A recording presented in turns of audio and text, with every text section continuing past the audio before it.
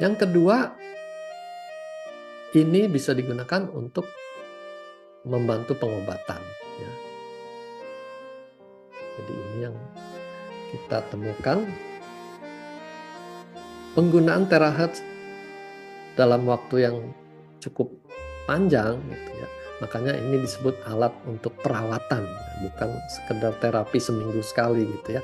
Tapi alat perawatan setiap hari dilakukan. Sudah ditemukan orang-orang yang mengalami tumor itu tumornya mengecil. Karena sel-sel yang abnormal itu dimusnahkan. Sehingga ukurannya jadi kempes, dia jadi kecil. Dan juga rasa sakitnya, kalau tumornya itu sudah menekan, sudah menggerogoti saraf sehingga terasa menyakitkan, itu pelan-pelan akan menghilang. Ya. Ini juga buat penderita maupun kita yang mengobatinya itu sama-sama merasakan kepuasan karena ada kemajuan. Bahkan kemajuan pada kasus yang dianggap mematikan. Kanker sampai sekarang tuh masih kasus yang mematikan di dunia kedokteran.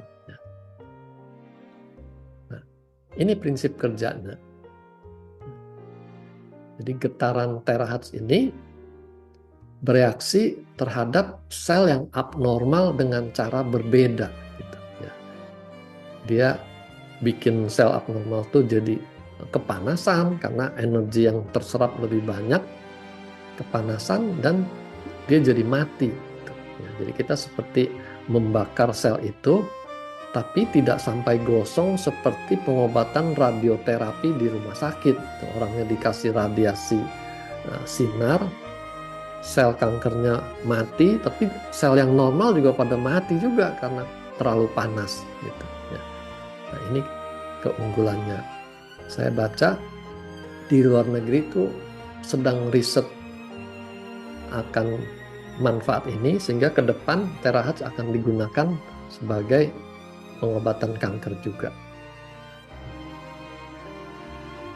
Lalu energi panas yang kita berikan secara rutin itu akan mengaktifkan sistem pertahanan tubuh kita ya. Sel leukosit itu jadi lebih galak, lebih aktif menyerang sel-sel kanker tadi.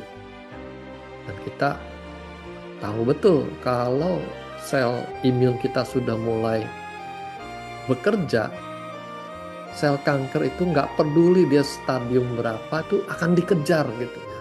Dimanapun sel kanker itu ada, dia akan dikejar dan dimusnahkan. Ya, ini harapan kita.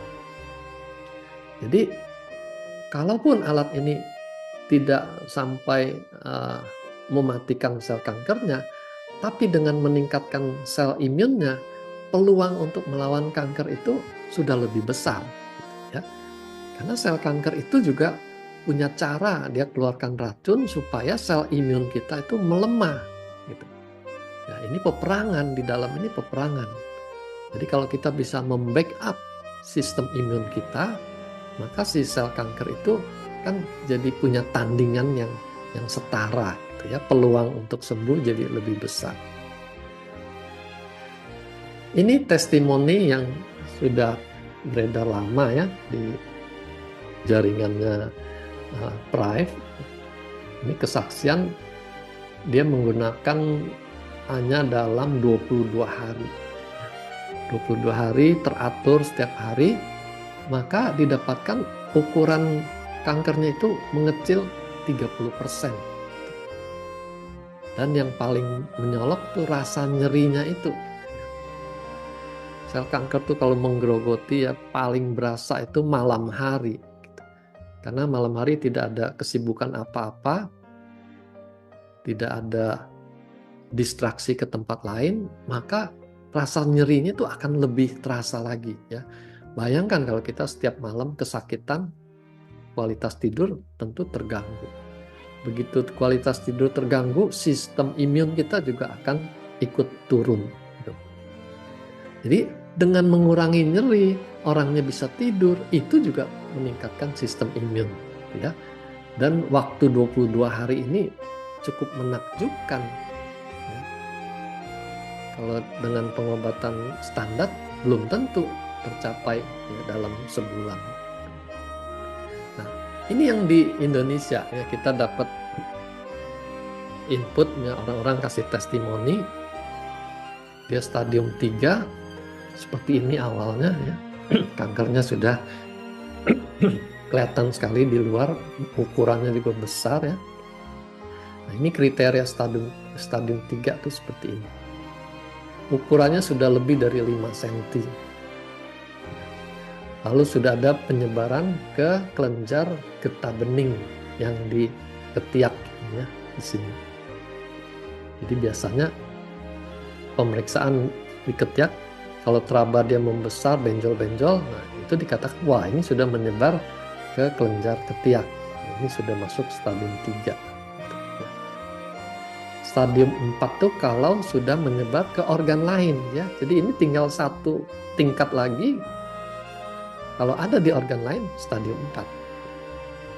Nah, pada stadium 3 ini standarnya ini mesti operasi radikal. Jadi seluruhnya ini diangkat ya, bukan hanya payudaranya. Ya. Kalau nanti ketemu ototnya juga sudah ada kerusakan, ada infiltrasi, otot itu juga harus diangkat juga. Lalu kelenjar getah bening yang di ketiak ini diangkat semua. Ya. Itu operasi radikal. Jadi sesudah operasi sering kejadian tuh tangannya bengkak sekali. Ya. Karena aliran limfanya terputus di ketiak. Jadi cairan yang dari tangan itu semua nggak bisa lewat, tangannya jadi bengkak. Ya. Nah, sesudah operasi, karena tidak terjamin kankernya itu bersih, biasanya akan diberikan kemoterapi. Ya. Nah, kita tahu kemoterapi bukan hanya menghancurkan sel kanker, tapi sel sehat juga ikut menjadi dilemahkan. Ya. Oke, nah, dengan cerita kesaksian ini, kita langsung punya harapan. Waduh, kalau terapi dikombinasi, tentu hasilnya bisa lebih baik. Gitu, ya. Kita belum berani mengatakan nggak perlu ini urusan rumah sakit, kita blow saja, ini sudah ada hasilnya bagus. Jangan ya, karena riset untuk penggunaan terahertz sebagai pengobatan tuh belum masuk di dunia kedokteran. Nanti kita bisa disalahkan menghambat orang untuk mencari pengobatan.